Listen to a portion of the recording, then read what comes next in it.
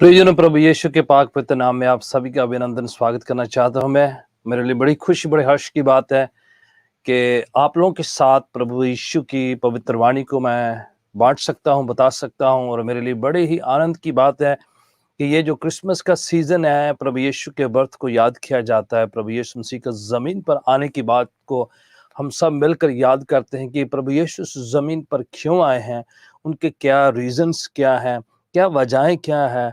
और वो जब रीजन को हम समझते हैं, सीखते हैं, लर्न करते हैं, उन मकसद को हम जानते हैं कि कितना बड़ा मकसद है परमेश्वर की योजना को हमारे बीच में पूरा होते हुए, तो हमें बड़ी आशीषें मिलती है। हमें पता चलता है कि हम कितने भाग्यशाली हैं, कितने सौभाग्य में हैं और कितने ही प्रिविलेज लोग हैं जिनके होते हुए, जिनके वक्त में प्रभु यीशु मसीह आप जो है हमारे लिए निजात मुक्ति का कारण बने और हमारे लिए इस दुनिया में आए हैं। मैं कभी कभार इसलिए बात को बड़े ही विस्तार के साथ खुलासा करके बताता हूँ। वजह यह है कि कई बार जब हम क्रिसमस को या इस सीजन को मनाते हैं तो हमारा ध्यान जो है बढ़ जाता है, हम डिस्ट्रैक्ट भी हो जाते हैं और कुछ लोग उसके मायने या मीनिंग को समझते भी नहीं हैं। या फिर ऐसा भी होता है कि हम जो है डिवाइडेड हो जाते हैं अपनी अटेंशन को लेके, क्योंकि बहुत कुछ चल रहा होता है इस महीने में। जो है डेकोरेशन होती है, आपको गिफ्ट लेना है, गिफ्ट बांटना है, ग्रीटिंग कार्ड भेजने हैं, रिसीव करने हैं। कई बार सेलिब्रेशन जो है इतना बड़ा जो है अटेंशन को ले लेता है। या फिर लोगों का आना जाना, मेहमान नवाजी जो है, पकवान, ये सब चीज़ें भी हमारा ध्यान खींच के ले जाती है। उसके साथ साथ जो जो कमर्शियलिज्म है, सेल का होना कि यहाँ पर ये सेल है, उधर का ये सेल है और ये खरीदा फरोख्ती, ये सब चीज़ें हैं कई बार जो है, जो रियल सीजन का जो मायना है, जो मकसद है, उसमें हम जो है कई बार समझने में या उसको मनाने में हम चूक जाते हैं या फिर उसका मकसद को हम पूरा नहीं कर पाते। इसलिए मैंने सोचा कि इस सीज़न में क्यों ना उन बातों को सीखा जाए, लर्न किया जाए, अपनी ज़िंदगी में उतारा जाए जिस मकसद के लिए ये सीज़न है। तो बातचीत कर रहे हैं हम कि यीशु मसीह इस दुनिया में, इस धरती पर, इस ज़मीन पर क्यों आए हैं, उनका मकसद क्या था, उनका उद्देश्य क्या था, लक्ष्य क्या था कि इस दुनिया में वो आए। इससे पहले कि ये बातों को सीखें, मैं चाहता हूँ कि ये बात जान लें कि प्रभु यीशु का जन्म प्रिसाइसली 25 दिसंबर को नहीं हुआ है, बल्कि ये जो तारीख है इतिहास में अडॉप्ट करी गई है प्रभु यीशु के जन्म को मनाने के लिए।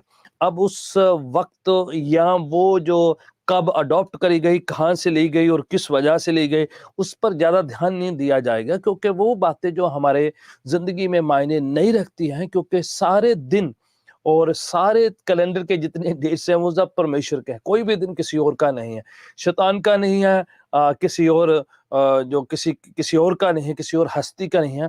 सारे तारीखें, सारे डेट, सारे महीने, हर घड़ी, हर लम्हा परमेश्वर की ओर से है। तो इसलिए इतना जलाल किसी और चीज को मत दीजिएगा कि ये वाला फलाना दिन किसी और का है। सारे दिन परमेश्वर के हैं। कैलेंडर में जितने दिन आते हैं, सप्ताह में जितने दिन होते हैं, दिन में जितने घंटे होते हैं, जितने सेकंड्स होते हैं, जितने लम्हे होते हैं, सब परमेश्वर की ओर से है। तो इसलिए कोई भी दिन किसी और का नहीं है। ये बात आपने और मैंने ये समझ लेनी है और ये बात आप भली बात जानते भी होंगे।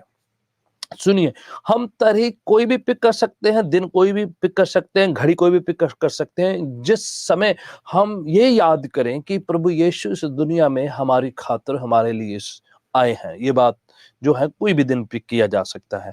तो अगर सब लोग 25 को लेकर मना रहे हैं या 24 को लेकर मना रहे हैं, तो वो दिन भी अवेल किया जा सकता है। इसमें कोई ऐसी आपत्ति नहीं है, कोई संकट नहीं होना चाहिए, क्योंकि मैं सोचता हूँ कि दिसंबर महीने के सारे दिन जो है परमेश्वर के हैं। उसी तरीके से ये बात भी जान लीजिए कि क्रिसमस वर्ड जो है बाइबल में नहीं पाया जाता। क्राइस्ट और मास दो वर्ड हैं जिसका मतलब है सर्विस, मसीह। क्राइस्ट का मतलब है मसीह और मास का मतलब है सर्विस, सभा। तो इसलिए ये क्राइस्ट के लिए सभा कोई बड़ी बात नहीं, आपत्ति नहीं। इस वर्ड से भी ये कोई गलत कैनोटेशन नहीं लेकर आता है। पर ये बात जरूरी जान लेना चाहिए कि इतिहास में ये जो है अडॉप्ट करी गई है। अब दूसरी बात ये समझिए कि हालांकि पवित्र शास्त्र बाइबल में क्रिसमस वर्ड नहीं आया है, पर यीशु की पैदाइश के बारे में बहुत से हवाले हैं, प्रोफेसीज हैं, डिटेल है, बड़ा खुलासा, बड़े विवरण के साथ हमें बताया गया है कि यीशु कहाँ पर पैदा हुए, किन के यहाँ पैदा हुए, कौन से नगर में, कौन से देश में, कौन सी जो लाइन से यानी कौन सी वंशावली से आते हैं, ये सब बातें जो हैं बड़े ही खुलासा करते हुए गॉस्पेल्स में, अंजीलों में बताया गया है। अगर आप मत्ती की अंजील पढ़े या लूका की अंजील पढ़े, इन दोनों अंजीलों में बड़ा ही खुलासा बताया गया है कि किस प्रकार से प्रभु यीशु मसीह का जन्म जो है वो यरूशलेम शहर में, बेथलेहम नगर में, इस्राएल देश में और बेथलेहम छोटे से नगर में हुआ है। तो ये बात जो है आपने समझ जाना है। और ये चीजें, ये ज्योग्राफिकल एरिया, ये लोकेशन आज भी जो है जमीन पर पाए जाते हैं। आप इस्राएल जाकर बेथलेहम को देख सकते हैं, विजिट कर सकते हैं, वो सब चीजों को देखा जा सकता है। तो ये कोई काल्पनिक बात नहीं है, ऐतिहासिक तौर पर आप जाके इस्राएल में यरूशलेम, बेथलेहम इलाका विजिट किया जा सकता है। तो ये बहुत बड़ा, ये छोटा सा एक नगर है और जिसमें 1000 के करीब लोग रहते होंगे उन दिनों में। तो बड़ा छोटा सा नगर है और उसमें आप देखते हैं कि किस प्रकार से जो है प्रभु यीशु वहां पर पैदा हुए। ये पूरा विवरण पवित्र शास्त्र बाइबल में हम पाते हैं। अब ध्यान दीजिए, प्रभु यीशु की मदर और उनके पिता मरियम और जोसेफ जो है नाजरत में रहा करते थे। नाजरत में रहा करते थे, इससे पहले कि यीशु पैदा हुए वो नाजरत में रहा करते थे। और कहा जाए, और यीशु का होम टाउन जो है वो नाजरत इसलिए कहलाया जाता है क्योंकि वो नाजरत में उनके पेरेंट्स मरियम और मैरी रहा करते थे। बट जैसे ही प्रभु यीशु मसीह का जन्म होने को था, उन दिनों में एक मर्दमशुमारी हुई, सेंसस काउंट हुआ। और ये बात भी ऐतिहासिक तौर पर जो है हेल्प करती है यीशु के जन्म की तारीख को फिट करने के लिए या ट्रेस आउट करने के लिए।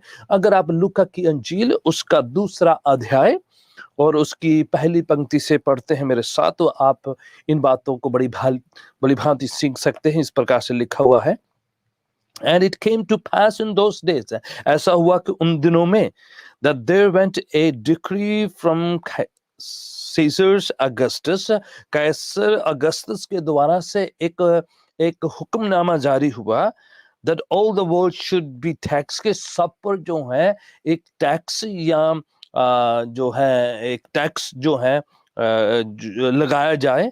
And this time this taxing was made. Cyrenius was Cyrenius governor of Syria. ये तब हुआ, ये सेंसस की काउंटिंग हुई तब उन दिनों में सब ये काउंटिंग हुई। ये अगस्टस सीजर के कैसर अगस्तस के दौरान जो द्वारा ये जो हुक्म जारी किया गया कि उन दिनों में मर्दमशुमारी करी जाए और लोगों की गिनती करी जाए। और ये जो गिनती या जो हुई थी, ये सिरेनियस गवर्नर जब सीरिया का था उस समय हुआ था। तो इतिहास के कुछ जो है बातें बताई हुई है कि कब और किसके द्वारा, तो ये भी पता चलाया जा सकता है अभी ऐतिहासिक तौर पर कि कैसर अगस्तस जब जो हुकूमत कर रहे थे रोम में, और उस समय ये जो सरीनियस इलाके का जो गवर्नर, सीरिया का जो गवर्नर जो ये सरीनियस पाया जाता था। तो दो हुकूमत के लोगों का नाम मेंशन किया गया है और ये भी ट्रेस किया जा सकता है।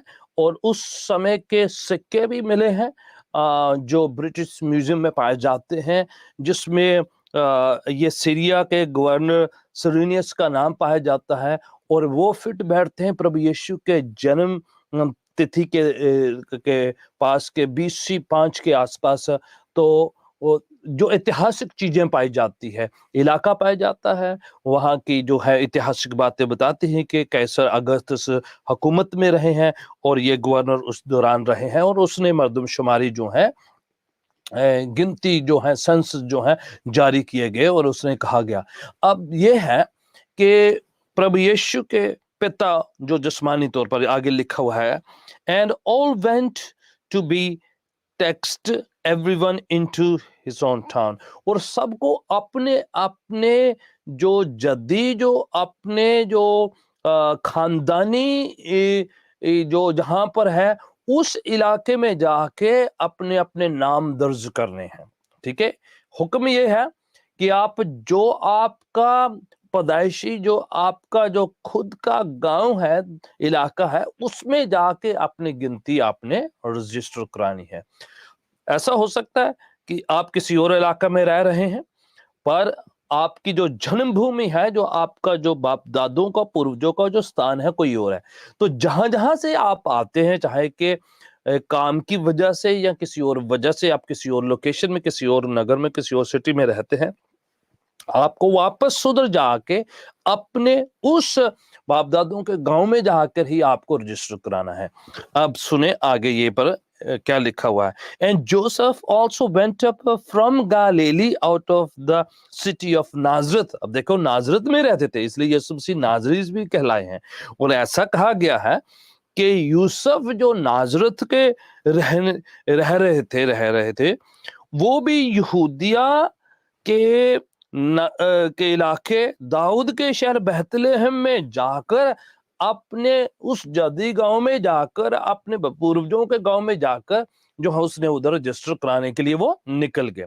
रहते नाजरत थे, बट अब हुआ क्या, क्योंकि ये सेंसस जो है काउंटिंग हो रही है, तो इस वजह से उनको नाजरत छोड़कर बेतलहम अपने गांव, अपने पूर्वजों के इलाका में जाना है। अब ये भी लिखा हुआ है कि वो दाऊद के घराना से है और यहूदा के उस कुल से है, और वो उधर जाके अपना जो है अकाउंटिंग करा रहे, रजिस्टर करा रहे। तो इसमें प्रोफेसी की फुलफिलमेंट हो रही है। यीशु मसीह नाजरी भी कहलाए, क्योंकि वो होम टाउन था नाजरत, तो मरियम और यूसुफ का, जहां पर वो रहा करते थे। पर वो बेतलहम इलाका से आते हैं, वो उनका पूर्वजों का इलाका है, जोसेफ का, और यूसुफ जो है दाऊद के खानदान से आते हैं। तो ये भी प्रोफेसी, भविष्यवाणी, पेशेनगोई पूरी हो रही है कि जो मसीहा पैदा होगा वो दाऊद के घराना से होगा, यहूदा के कुल से होगा, उस जो है लाइन से होगा। और अब जो है, जब जैसे ही वो वहां पर जाते हैं बेतलहम में अपना नाम रजिस्टर करने के लिए, सेंसस काउंटिंग के लिए वहां पर जाते हैं, तो मरियम जो है उनके दिन पूरे हो जाते हैं, और वहीं पर जो है वो बच्चे को जन्म दे देती है। यीशु वहां पर पैदा हो। देखिए किस तरह से अगस्तस सीजर जो है वो हुक्म जारी करता है, और किस तरह से उनको नाजरत छोड़कर बेतलहम जाना पड़ रहा है, और प्रोफेसी अपने आप से फुलफिल हो रही है कि यीशु का जन्म बेतलहम में पूरा होना है। जिस तरह माइका की किताब ओल्ड टेस्टमेंट में माइका नबी के द्वारा उसका 5:2 में लिखा हुआ है कि ए एफ्रता के बेतलहम, तू अपने सब नगरों में से छोटा है, पर तुम में से एक हाकिम निकलेगा। वहां पर एक प्रोफेसी लिखी हुई है कि यीशु वहां पर पैदा होंगे।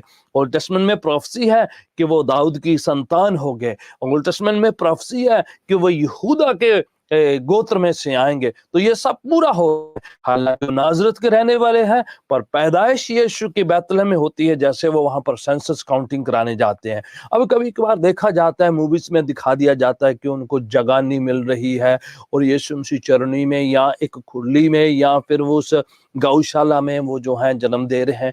अब थोड़ा ध्यान दीजिएगा, जब जो मूवीज है फर्क तरीके से पिक्चराइज कर देती हैं। हालांकि वहां पर जो शब्द का इस्तेमाल किया गया है वो गौशाला नहीं है या कुछ तबेला नहीं है, वो जो है शब्द ये है कि जैसे मीन्स ऐसा लिखा है कि वहां पर गेस्ट रूम में उनके लिए जगह नहीं थी। क्या हुआ, लोग सब अपने अपने गांव में जाकर, उधर जाके जो भीड़ लगी हुई है, क्योंकि लोग मर्दमशुमारी हो रहा है, जो गिनती हो रही है, तो इसलिए अपने होम टाउन में जा रहे हैं, तो लोग भरे पड़े। तो नाजरत से वो भी अपना चलाना करके बेतलहम में गए हैं, क्योंकि वो उनका जद्दी इलाका, उनके गांव, जो उनका बाप दादों का इलाका है यूसुफ का। तो हो सकता है कि घर पे कितने लोग ठहरे हुए हों, और कितने लोगों का आना जाना चल रहा है, क्योंकि सब जाके काउंटिंग करा रहे हैं, सब जाके अपना नाम रजिस्टर करा रहे हैं। तो वहां पर जो शब्द की इस्तेमाल होता है, मैं यहाँ पर एक शब्द लिखा हुआ है जो ग्रीक लैंग्वेज में शब्द लिखा है काटलुमा, जिसका मतलब है कि गेस्ट रूम। ऐसा लिखा हुआ है क्योंकि वहां पर जो बड़ी भीड़ थी, लोगों का आना जाना था, तो घर में उनके लिए गेस्ट रूम, काटलुमा का मतलब है गेस्ट रूम, अवेलेबल नहीं था। क्या हुआ, नीचे जैसे रैंच हाउस होते हैं उस तरीके से नीचे जो है उनके घर के जानवर भी रहते हैं, उनका लिविंग रूम टाइप भी होता है, सब कुछ उधर है। एट द सेम टाइम जो गेस्ट रूम है और जो बेडरूम्स हैं वो ऊपर के सेकंड फ्लोर में या फर्स्ट फ्लोर में कह सकते हैं कि वहां पर पाया जाता है। तो ऐसा का लिखा है जो जहां पर शब्दावली का इस्तेमाल इस प्रकार से हुआ है कि वहां पर उनके लिए गेस्ट रूम अवेलेबल नहीं था। मीन्स लोग भरे होंगे, घर पे ज्यादा भीड़ भाड़ होगी। तो ये है, पर जो पिक्चराइजेशन कई बार दिखा दिया जाता है कि वो गले गले गए हैं और कई कई जाके उन्होंने होटल देखे, मोटल देखे, अंग्रेजी में इन वर्ड यूज किया है, सरांग कई जगह पर वर्ड यूज किया है, या धर्मशाला वर्ड यूज किया है। ऐसे से जो है, जो मायने वो नहीं है, शब्द इस्तेमाल किया गया है कि वहां पर घर का गेस्ट रूम अवेलेबल नहीं था और नीचे लिविंग रूम जहां पर उनके जानवर भी हैं, बैठने उठने का भी जगह है और ये सब है। तो ये शब्द का इस्तेमाल हुआ है कि मीन्स उनके लिए गेस्ट रूम, सोफिस्टिकेटेड एरिया जगह नहीं था, नीचे लिविंग रूम जहां पर उधर गांव में भी नीचे उनके बैल बकरियां भी है, सारा कुछ है और ये जानवर भी है, उठने बैठने की भी जगह है, वहां पर उन्होंने बच्चे को जन्म दिया है। ठीक है, तो यहां तक जितना बाइबल कह रही है हमें उतना ही है, ज्यादा एग्जैजरेशन में नहीं जाना है, अस्यूम नहीं करना जिस तरह तस्वीरों में या मूवीज में दिखा दिया जाता है। इतना है कि गेस्ट रूम अवेलेबल नहीं है, बाकी सब कल्पना है, बाकी सब जो है पिक्चराइजेशन किया गया, हमें इतना ही बाइबल बताती है। तो वहां तक हम सीमित रहें कि घर में जिसमें ठहरे हैं, हो सकता है क्योंकि इनका ये उनके बाप दादों का इलाका है और ये बहुत बड़ा नगर नहीं है कि यहाँ पर बड़े होटल मोटल्स अवेलेबल नहीं है। ये छोटा सा नगर है जिसमें 1000 के करीब लोग रहते हैं। तो हो सकता है घर पे और भी लोगों का आना जाना, भीड़ भाड़ है और सोफिस्टिकेटेड उनको कोई गेस्ट रूम अवेलेबल नहीं है और नीचे के लिविंग रूम में ही उनको जगह मिली है। तो गरीब इलाका है और उसमें उन्होंने बच्चे को जन्म दिया है। तो ध्यान दीजिए, ये जो परिस्थिति है और यीशु वहां पर पैदा हुए हैं, उसके बाद वो नाजरत में जाते हैं अपनी रजिस्ट्रेशन कराने के बाद। तो प्रियजनों, मेन बात ये है कि प्रोफेसीज की फुलफिलमेंट हुई है, परमेश्वर की कही हुई बातों की पूर्ति हुई है, जिस लाइन से आया है वो बातें कही गई वो पूरी होती है कि वो कुंवारी से पैदा हुए हैं। जो प्रोफेसी लिखी हुई ओल्ड टेस्टामेंट में कि यशायाह की किताब में कि वो एक कुंवारी से पैदा होंगे, ये सारी बातें फुलफिल होती है, संपूर्ण होती है प्रभु यीशु की जिंदगी में। और जो है यूसुफ हुक्म की पालना करते हुए उनको अपनी पत्नी मानते हैं और उसी तरीके से यीशु को जो है बेटा करके अपनाते हैं। ये सारी बातें फुलफिल होती है जिस तरह से उनको पवित्र आत्मा के द्वारा से अगुवाई करते हुए सपनों के द्वारा सब निर्देश दिया गया, ये सारी बातें वो रिसीव करते हैं। अब देखो, प्रभु यीशु का आना, ये सारी प्रोफेसीज को फुलफिल किया जा रहा है। यीशु इस दुनिया में आए हैं कि सारी पेशनगोइयां, जितनी प्रोफेसीज है, कितनी भविष्यवाणी है, जितना कुछ लिखा गया, सब कुछ फुलफिल किया जाए। प्रभु यीशु कहते हैं कि मैं जो लिखा हुआ व्यवस्था की बातों को खंडित करने या खारिज करने या कंडम करने के लिए नहीं आया हूं, मैं उनको फुलफिल करने आया हूं, पूरा करने। यीशु का एक मकसद ये भी है कि जो कुछ परमेश्वर ने पुराने ऐदनामे में, ओल्ड टेस्टामेंट में कहा है नबियों के द्वारा से, उस सारी बातें फुलफिल की जाए, संपूर्ण करी जाए, उसको कही हुई बातों को पूरा किया जाए, अंजाम दिया जाए। जिस क्षण आदम और हवा गुनाह किए थे, उसी क्षण ये प्रोफेसी कर दी गई थी कि औरत के द्वारा से एक पैदा होगा जो शैतान के जो जो शैतान की जो कामों को नष्ट करेगा। जैसे ही उन्होंने गुनाह किया आदम और हवा ने, तुरंत परमेश्वर ने प्रोफेसी करके स्वयं कहा, तेरे और स्त्री के संतान के बीच में मैं बैर रखूंगा और औरत के द्वारा से, औरत का जो संतान है वो तेरे सिर को कुचलेगा। उसी समय पैदाइश की किताब, जिसे उत्पत्ति किताब कहते हैं, उसके 3 चैप्टर में कह दिया गया था कि औरत की संतान जो है आकर शैतान को कहा कि तेरे सिर को कुचलेगा। उसी समय ये प्रोफेसी कर दी गई थी। तो प्रियजनों, उस समय भी ये बात जो जाहिर कर दी गई, उस समय ये बात बता दी गई कि इस दुनिया में जो शैतान के काम को नष्ट करना है, शैतान के कामों को जो खत्म करना है, तो वो औरत के थ्रू से जो है परमेश्वर करने वाले हैं, उसकी संतान के थ्रू से करने वाले हैं, कि वो इस दुनिया में एक ऐसा जो है शख्स, ऐसी हस्ती भेजने वाले हैं जो बिना इंसान के, बिना फादर के जो है परमेश्वर सिर्फ औरत को लेकर जो है अजीबो तरीके से, मौजूद तरीके से, मिरेकलसली उसके थ्रू से एक औलाद भेजेगा जो आके शैतान के कामों को नष्ट करेगा। उस समय ये बात कह दी गई थी जैसे गुनाह किया था। तो ये उत्पत्ति की बात है, वे बिफोर जो है any other profit came on this earth. इससे पहले कि कोई नबी ने आके बात करी, ये पहले से परमेश्वर ने ये बात जाहिर कर दी कि वो आएगा और तेरे सिर को कुचलेगा, तेरे को खत्म करेगा, खारिज करेगा इन सब बातों को। तो प्रियजनों, आपने और मैंने जब इन दिनों में जब प्रभु यीशु के इस सीजन को मनाते हैं, तो आपने ये बात समझना है कि परमेश्वर का आना बड़ी वक्त, बहुत सदियों पहले तय था। ये बात मुकर्रर हो चुकी थी। परमेश्वर ने बात को जो नियुक्त कर दिया गया था कि औरत के जरिए से दुनिया में आके जो है उसने गुनाह का, पाप का और शैतान का खात्मा करना, उसके कामों को नष्ट करना। प्रियजनों, जो गुनाह की एंट्री, पाप की एंट्री पहले औरत से होती है। इसीलिए परमेश्वर ने पहले और उसी समय चुन लिया कि औरत के थ्रू से ही उसका समाधान निकाले जाएगा। गुनाह शरीर में हुआ है, आदम जात से हुआ है। उसी समय ये बात परमेश्वर ने अपने फोरनॉलेज के हिसाब से ये तय कर लिया कि जो गुनाह का खात्मा करना है तो परमेश्वर को शरीर में आकर ही करना है। उसने आत्मा में नहीं करना है, शरीर में आकर ही करना है। इसलिए यीशु शारीरिक तौर पर इस दुनिया में आम इंसान की तरह पैदा हुए, आम इंसान की तरह रहे, आम इंसान की तरह उन्होंने सारी बातों में शिरकत किया और उसी तरीके से इसी शरीर में उन्होंने पाप का और शैतान का, बीमारियों का खात्मा किया, क्योंकि इसी में उनकी एंट्री हुई थी, इसी शरीर में, इसी तरीके से जो शरीर में एंट्री हुई थी। तो प्रियजनों, आप और मैं ये बात समझ जाएं, परमेश्वर की योजना वक्त पहले, सदियां पहले जो है इसी तरीके से तय थी। आप सुने, यीशु के आने का मकसद यहाँ पर और तरीके से एक और वर्ष से हम लोग सीखते हैं। पहला यूहन्ना का खत, ये पहला यूहन्ना की पत्री, उसका 3:8 आयत इस प्रकार से लिखी हुई है। मैं जॉन्स गॉस्पेल की बात नहीं, उस पत्री की बात कर रहा हूं। इस तरह से लिखा है यूहन्ना 3:8, मैं आपके लिए पढ़ देता हूं। इस प्रकार से लिखा है कि जो पाप करता है वो शैतान से है, क्योंकि शैतान शुरू से ही गुनाह और पाप करता आया है।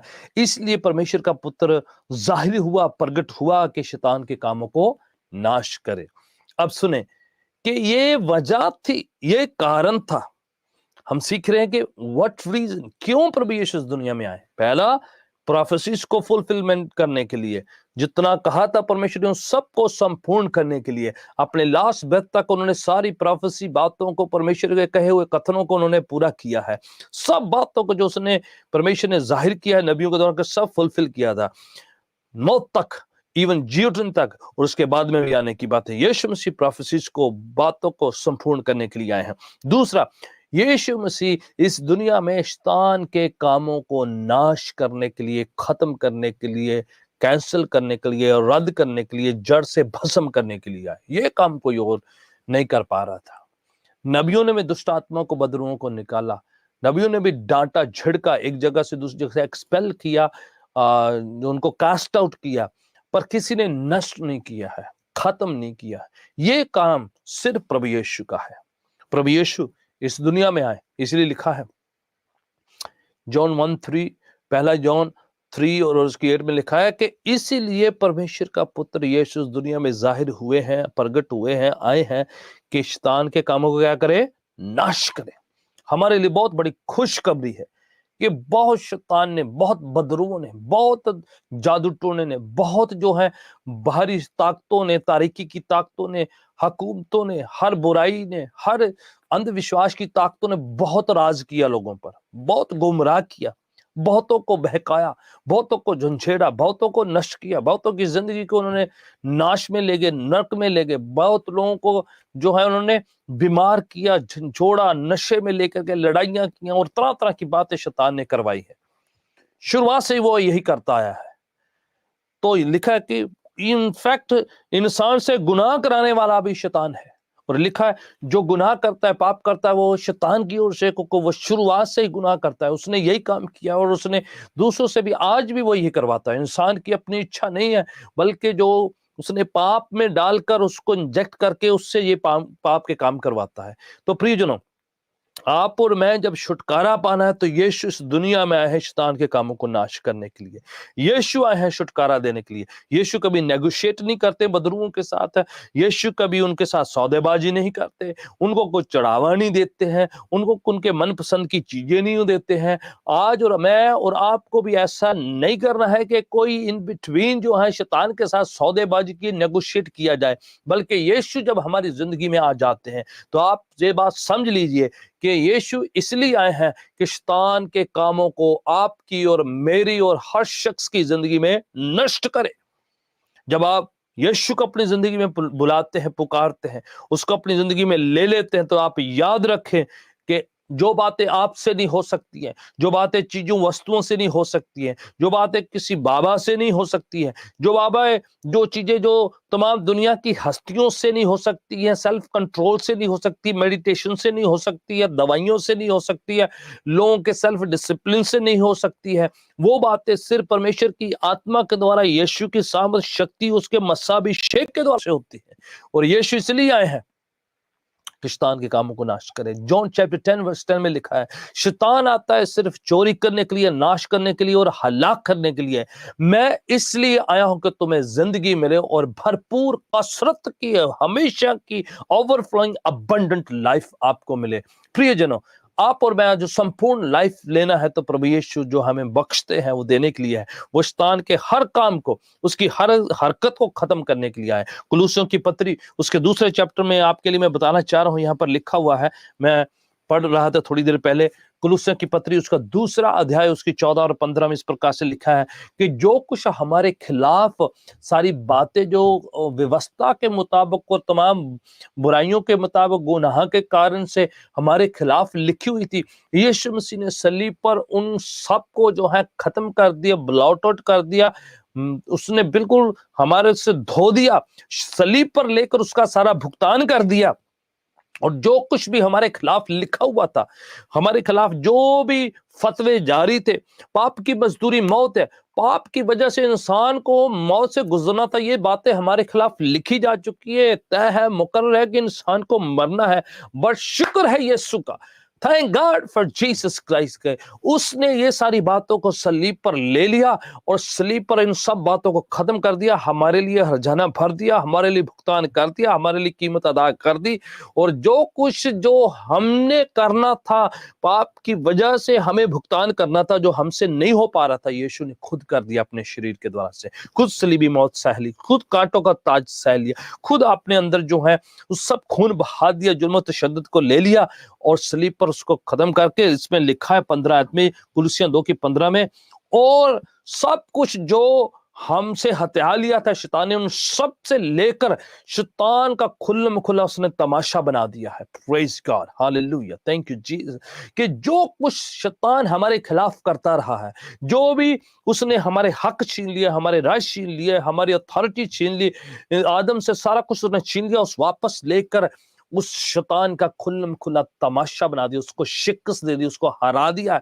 और इसलिए आज हमें भी फतह मिलती है यीशु के पवित्र नाम से। प्रियजनों, आप जहां कहीं भी मेरे इस आवाज को सुन रहे हैं, तो इन दिनों इस सीजन की आवाज ये कहती है कि यीशु आए हैं आपको और मेरे को भरपूर जिंदगी मिले। यीशु इसलिए इस दुनिया में आए हैं कि शैतान के कामों को नाश करे, बीमारियों को खत्म करे, हर एक शैतान के उस बुरे असर को हमारी जिंदगी से खत्म करे। अगर आज भी आपको लग रहा है पाप, गुनाह और बीमारी और शैतान की ताकतें आपको डराती है, झंझोड़ती है, निराश करती है, मायूस करती है, बीमार करती है, आपको जो है गिराती है, नष्ट करती है, तो मैं चाहता हूं कि आप यीशु को अपनी जिंदगी में बुलाएं, आमंत्रण दें, उसको बुलाएं, और यीशु आकर आपकी जिंदगी में एक नया मोड़ लेकर आएंगे, भरपूर जिंदगी देंगे, कसरत की जिंदगी देंगे, हमेशा की जिंदगी देंगे, और शैतान के सारे कामों को नष्ट करेंगे।